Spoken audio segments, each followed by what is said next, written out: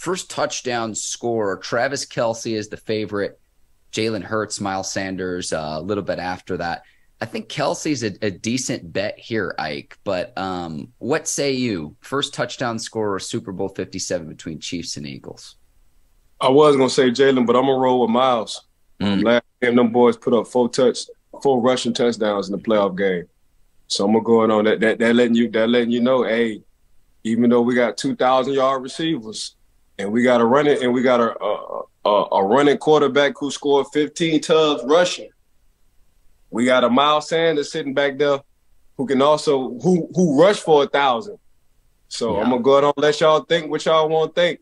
So if you want to pick, if it's an underrated or a dark horse who I think gonna score first, I'm gonna go with Boobie Miles. If you go on his IG, his name is Boobie Miles. Y'all call him Miles Sanders.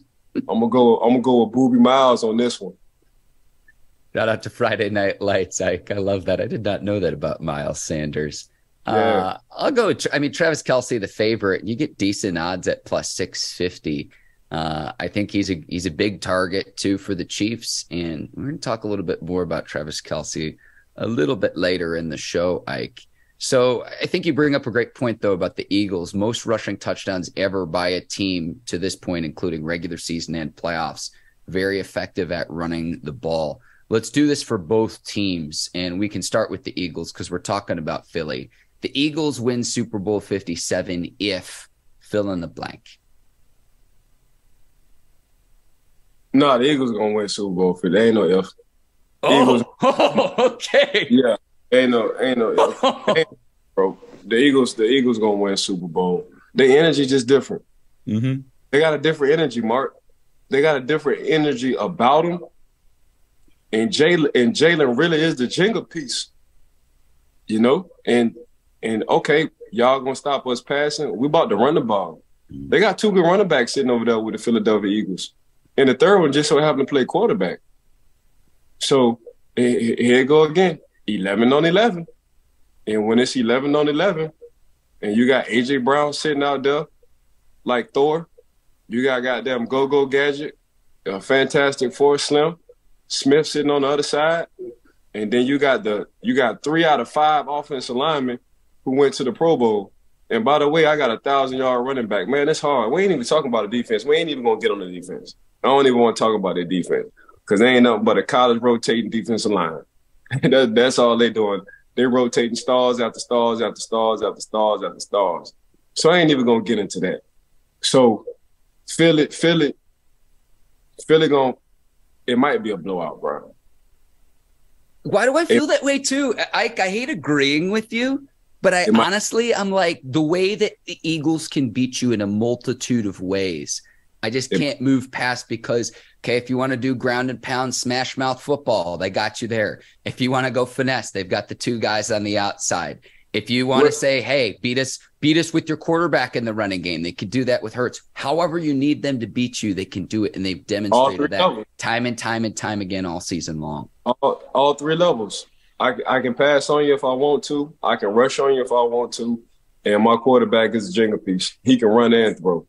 So they got all 3 phases of the game. Usually a team have 2 out of 3. You know, Tom was 1 out of 3. But when it come down to Jalen and company, bro, I'm telling you, bro, it could be a blowout. It could be a blowout. You know, so I don't know what the Chiefs, what the stat is at rushing defense for them, but I know the Philadelphia Eagles offensive line. If Coach Nick like, hey, we just gonna run the ball 40 times this game, they're gonna be geeked up. They're going to be so excited because they got that mentality. They got that grit. They got that dog. They got that mean. They got that bar fight mentality when it comes to it. So my personal opinion, the Chiefs already know what Jalen can do when it comes down to passing. But when it comes down to rushing, I don't know their stat right now on the defensive side. But I guarantee you Philadelphia do. And that's exactly what they're going to try to establish. Let me say, for the Chiefs' sake, they're going to need, for them to win, they're going to need a legendary performance from Patrick Mahomes and likely Travis Kelce. But if Travis Kelce's your main go-to target, if I'm the Eagles, I'm going to say, They hey, don't take him out, take and them one of the other out. guys has to beat you. Yep. That's all Philly doing. That's all Philly telling Patrick Mahomes and Coach Andy Reid. We taking Kelsey away. Somebody else got to beat us. That's all we gonna do. And good luck. Yeah, and it's one of those things too, where it's like, is Mahomes high ankle sprain? What's the status of that? Because he gutted it out against Cincinnati, but is that any better? And you mentioned how you say stars for the Eagles defensive line. I'm going to call them dogs.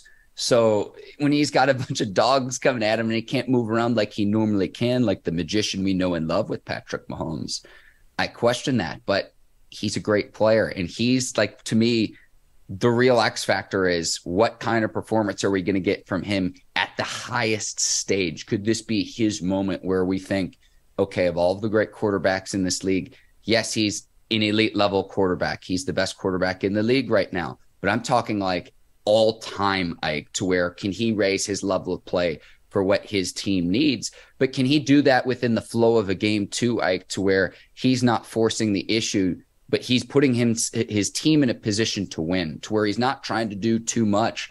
I remember the Super Bowl from several years back against the Buccaneers, Ike, and you were there when he had like behind the line of scrimmage close to 500 yards running around because he was trying to be a Houdini behind the line of scrimmage. And it's like, look, you can't play every playoff script, but they're going to need an epic performance from Patrick Mahomes. And Ike, I'm with you here too. The spread's 1.5 favored by the Eagles. I just think the Eagles are going to win by significantly more than that. I think at least a touchdown. Yeah, I'm saying they're gonna win by 10 or more. But Wow. I mean, Wow. the magic of Patrick Mahomes makes Patrick Mahomes. So we cannot expect for Patrick Mahomes not to have that kind of magic. That's what makes the man so special, But from that high ankle sprain, I think now since he had that high ankle sprain, he's going to be way much more efficient, way more healthier than he once was. Coming off a couple of days dealing with the Cincinnati Bengals. Cincinnati don't have the D line that the Philadelphia Eagles have, especially when it comes to depth as well.